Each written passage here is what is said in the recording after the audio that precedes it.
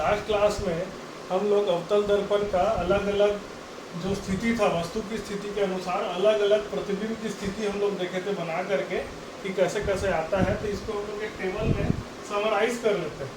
ठीक है, इसको हम लोग एक टेबल में समराइज कर लेते हैं ताकि हम लोग को इसको पढ़ने में आसानी रहेगा। ठीक है, तो हम लोग अलग अलग जो स्थिति लिए थे कि जब वस्तु की स्थिति पोजीशन ऑफ ऑब्जेक्ट अनंत पर था, है ना, जो वस्तु है जब अनंत पर था तो प्रतिबिंब कहाँ बन रहा था फोकस पर, है ना। और प्रतिबिंब का साइज क्या था, एकदम छोटा, समझे, बहुत ज्यादा छोटा लिख सकते हैं हम लोग इसको, बहुत ज्यादा छोटा, इतना छोटा कि वो पॉइंट साइज का था। ठीक है, एक बिंदु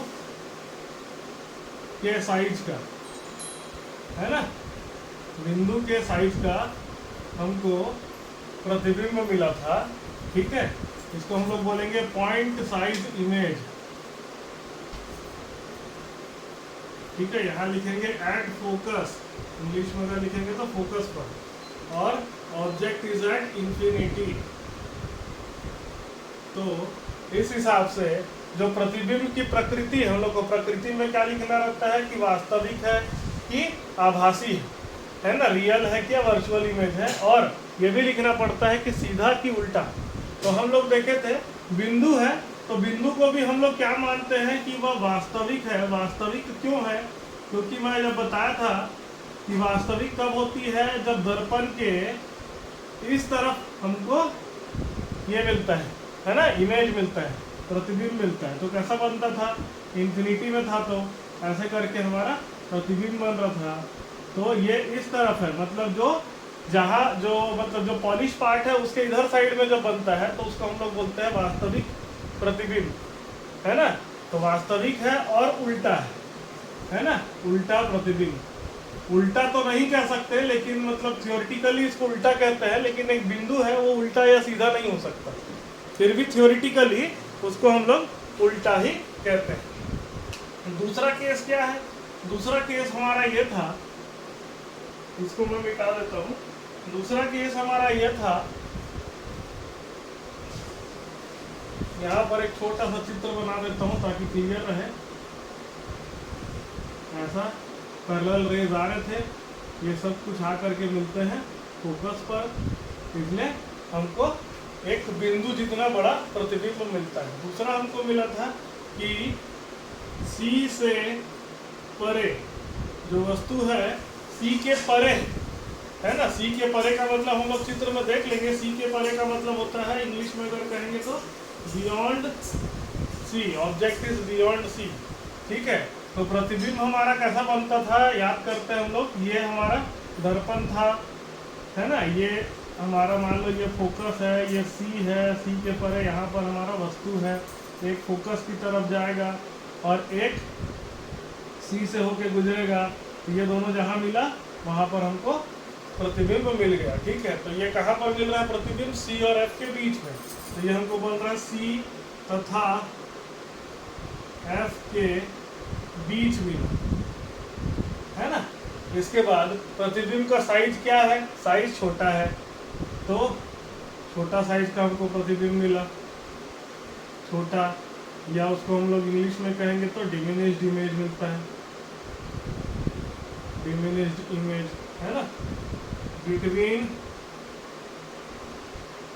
सी एंड एफ। और लास्ट में प्रकृति कैसा है इसका, प्रकृति में सबसे पहले इस तरह बनता है तो वास्तविक है, वास्तविक प्रतिबिंब मिला, और प्रतिबिंब हमको उल्टा मिला,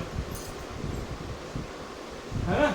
इसको हम लोग लिखेंगे रियल एंड इनवर्टेड, यहाँ पर भी रियल एंड इनवर्टेड। तीसरा केस लेते हैं, जब हमारा सी पर होता है, एट सी पर जब होता है तो हमको कहाँ मिलता है, हमको प्रतिबिंब भी मिलता है सी पर ही, है ना, पहले चित्र में देख चुके हैं। और प्रतिबिंब बराबर साइज का मिलता है,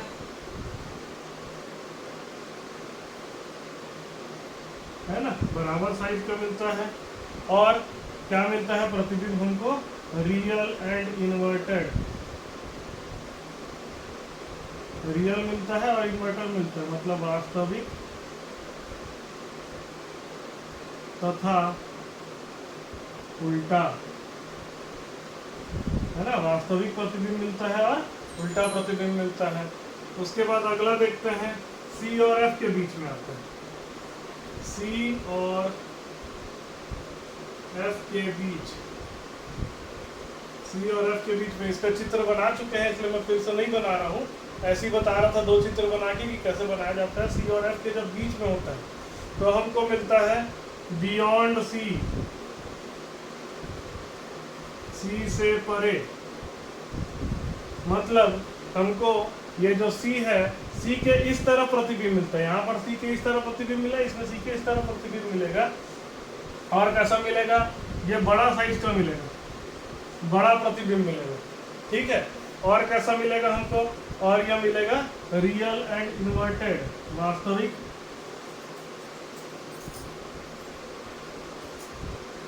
है ना, मतलब वास्तविक तथा उल्टा, है ना, वास्तविक तथा उल्टा प्रतिबिंब हमको मिलता है। उसके आगे देखते हैं, इसके बाद क्या होगा, जब फोकस पर होगा, ठीक है, फोकस पर जब होता है तो हमको कैसा मिलता है, तो फोकस पर, जब फोकस पर होता है एट फोकस, तो हमने देखा था कि हमको दो समांतर रिफ्लेक्टेड रेस मिलते हैं, है ना, परावर्तित किरण दो समांतर रहती हैं, तो इस कारण से हमको पोजीशन ऑफ इमेज, मतलब किस पोजीशन पे मिलता है, एट इंफिनिटी, है ना, मतलब हमको जो प्रतिबिंब है वह अनंत पर मिलता है।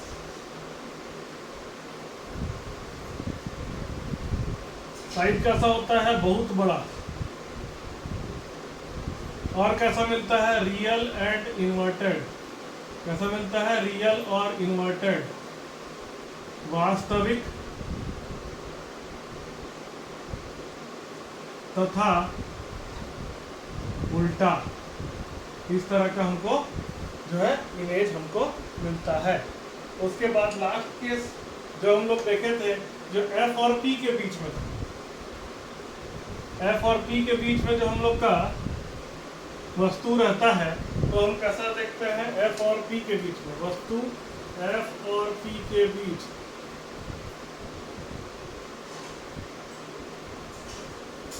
बिटवीन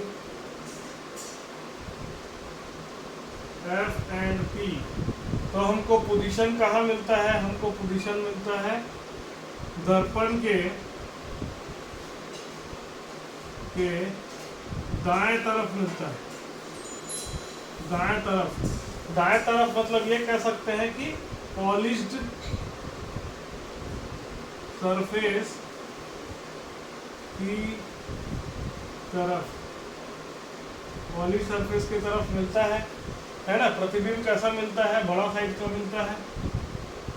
और प्रतिबिंब ये पहली बार हमको आभासी मिलता है, आभासी प्रतिबिंब मिलता है और सीधा मिलता है, समझे। इसी केस में हमको आभासी तथा सीधा प्रतिबिंब मिलता है ना, मतलब वर्चुअल और वर्चुअल एंड इरेक्ट इमेज मिलता है ना। तो अब इसका हम लोग जैसे जैसे देखेंगे कि इसका उपयोग कहाँ कहाँ पर होता है, ठीक है। तो ये हमारा हो गया कि प्रतिबिंब कहाँ कहाँ बनता है, और ये हम लोग को याद रखना बहुत ज़रूरी है। याद नहीं रख सकते तो बनाने आना चाहिए, बनाने आ जाएगा तो याद आपको अपने आप समझ में आ जाएगा कि इसका वैल्यू क्या होगा, ठीक है। ठीक है, आगे देखते हैं कि अवतल दर्पण का प्रयोग कहाँ कहाँ होता है। सबसे पहले टॉर्च में यूज होता है, ठीक है। तो टॉर्च में जब देखोगे कि टॉर्च में जैसे ये टॉर्च है, तो टॉर्च का जो आगे का पार्ट होता है वो इस तरह का होता है, ध्यान दोगे। ये जो बना, ये एक मिरर होता है समझ लो। तो लाइट जो है जब इस पर पड़ के आगे जाती है ना, तो वो लाइट जो है ना वो फैलती है, इसी कारण से, और फैलती नहीं है, मतलब एक जगह कंसंट्रेट होती है, पूरी की पूरी एक जगह कंसंट्रेट होती है। इसी कारण से टॉर्च लाइट में इसको प्रयोग किया जाता है। उसी प्रकार से हेडलाइट में भी प्रयोग किया जाता है। और क्या है, किसी का वस्तु को बड़ा प्रतिबिंब दिखाना है तो उसके लिए, तो देखो यहाँ पर एक इम्पॉर्टेंट चीज याद रखना, इम्पॉर्टेंट पॉइंट आ जाता है इसमें कि अवतल दर्पण, दर्पण के ही द्वारा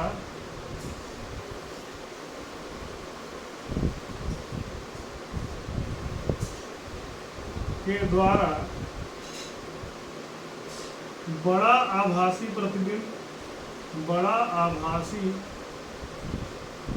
प्रतिबिंब मिल सकता है। ठीक है, किसी भी चीज का जो बड़ा आभासी प्रतिबिंब है ना, आभासी प्रतिबिंब वो बताया था कि जिसको हम देख तो सकते हैं लेकिन उसको स्क्रीन में नहीं ले सकते। तो हमको देखना है बड़ा अपना, कि अपना जो मान लो अपना जैसे दाढ़ी बना रहे, देखो शेडिंग मिरर में दाढ़ी बना रहे हैं, अपने को अपना शक्ल बड़ा दिखाना है। ठीक है, बड़ा शक्ल दिखना चाहिए, तो उसके लिए हम लोग क्या करते हैं, अवतल दर्पण का प्रयोग करते हैं डेंटिस्ट के द्वारा। ठीक है, डेंटिस्ट दांत को चेकअप करवाने जाओगे, दांत छोटे छोटे होते हैं, तो डेंटिस्ट क्या करता है, अवतल दर्पण के द्वारा तुम्हारे दांत को बड़ा साइज करके देखता है, ताकि उसको ज़्यादा अच्छे से समझ में आएगा कि दांतों में कौन सी प्रॉब्लम चल रही है। ठीक है, तो ये इसका हो गया अवतल दर्पण का प्रयोग। एक और प्रयोग होता है सौर भट्टी। सौर भट्टी में क्या करते हैं हम लोग, तो जो है सूर्य के प्रकाश की या सूर्य की ऊर्जा का प्रयोग करके हम लोग भट्टी बनाते हैं। तो कैसे बनाते हैं, ये बड़ा सा एक मिरर रहेगा समझ लो।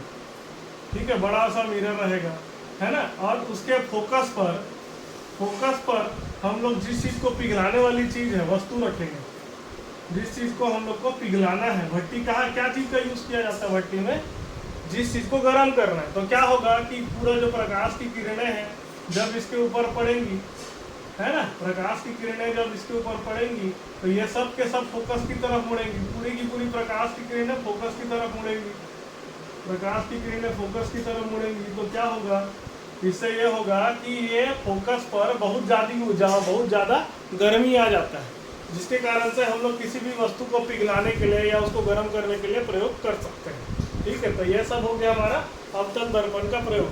अब नेक्स्ट हम लोग पढ़ेंगे अगले टॉपिक में उत्तल दर्पण। ठीक है,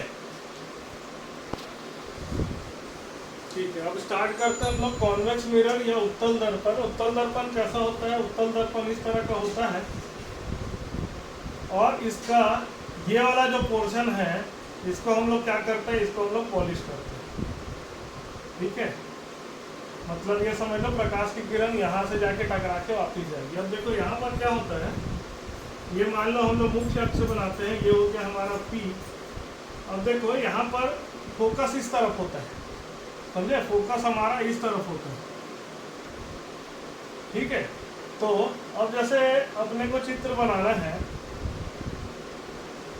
और फोकस के ही बराबर ये समझ लो यहाँ पर C बना लेना। ठीक है, अब क्या होगा इसमें कि इसमें जो भी प्रकाश की किरणें समानांतर मुख्य अक्ष के समानांतर जाएंगी तो वो फैल करके बाहर की तरफ निकलती है इस तरह से कि वो कहाँ से आ रही है, वो फोकस से आ रही है। ये मान के चलते हैं कि वो कहाँ से आ रही है, फोकस से आ रही है। ठीक है, तो इसी के आधार पर हम लोग अलग अलग चित्र बनाएंगे। जैसे अगर हम लोग वस्तु हमारा अनंत पर, तो वस्तु अनंत पर है तो कैसा बनेगा, ये हमारा उत्तल दर्पण हो गया।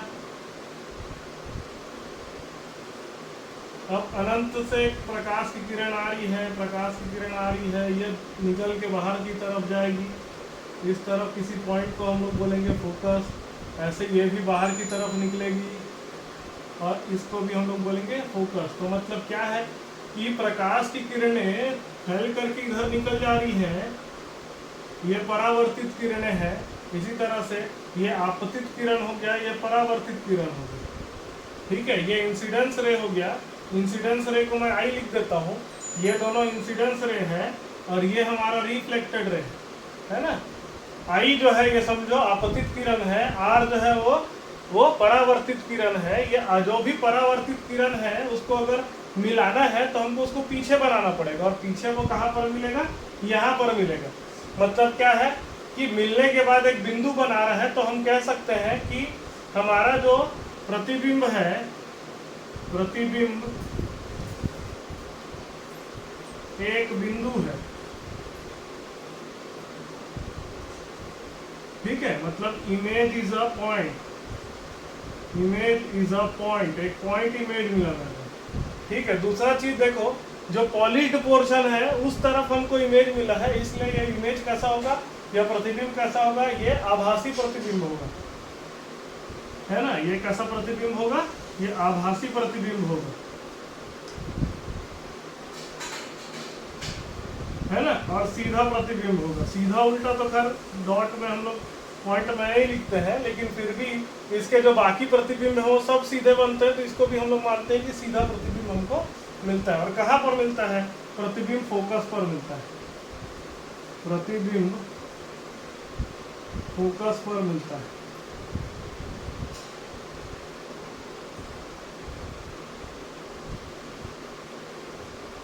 ठीक है, अब क्या है कि देखते हैं कि वस्तु अनंत पे न होकर के कहीं और वस्तु है।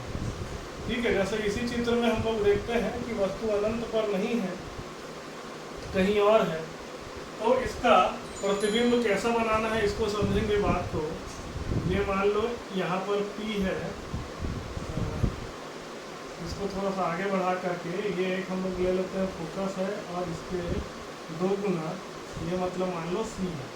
ठीक है, तो मान लो इधर भी मतलब एक ले लेते हैं फोकस है, इधर भी मतलब उतनी दूरी पे जितना ये है इतनी दूरी पे फोकस है, यहाँ पर फोकस है, और जितना ये है उतना ही दूरी पे हम लोग C ले लेते हैं, करीब करीब C यहाँ आएगा।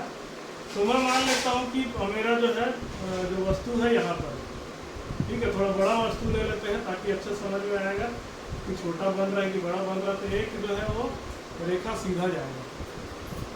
ठीक है, तो जो सीधा जाएगा, तो सीधा जाने के बाद वो ऊपर की, ये हमारा क्या है, एक आपतित किरण है, इंसिडेंस रे है। ये टकराने के बाद किधर जाएगा, ये ऊपर की तरफ जाएगा, और कैसा लगेगा, कहाँ से आ रहा है, ये आ रहा है फोकस से आ रहा है। ठीक है, और दूसरा जो है वो हमारा C से होते हुए गुजरेगा। ठीक है, कौन सा C से होते हुए गुजरेगा, ये वाला C से होते हुए गुजरेगा। तो हमेशा ये वाला C को ही लेना है ना। तो एक जो है ऐसा बना दिया है जो C से होते हुए गुजर रहा है। तो ये दोनों कहाँ मिल रहा है, ये दोनों किरण जो है जो C से होते हुए गुजरेगा, जो आपतित किरण है वही से ही उसी लाइन में परावर्तित किरण भी हो जाएगा। तो जब हम लोग ये दोनों को लेंगे तो ये कहाँ बनेगा, ये हमारा इस तरह का इमेज बनेगा। ठीक है, तो ये जो इमेज है या जो प्रतिबिंब है, ये कैसा प्रतिबिंब है, ये छोटा प्रतिबिंब बन रहा है। कहाँ पर बन रहा है, F और P के बीच में बन रहा है। तो प्रतिबिंब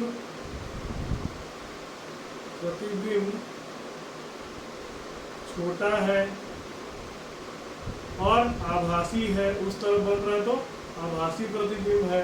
और सीधा प्रतिबिंब है, सीधा प्रतिबिंब बना, है ना।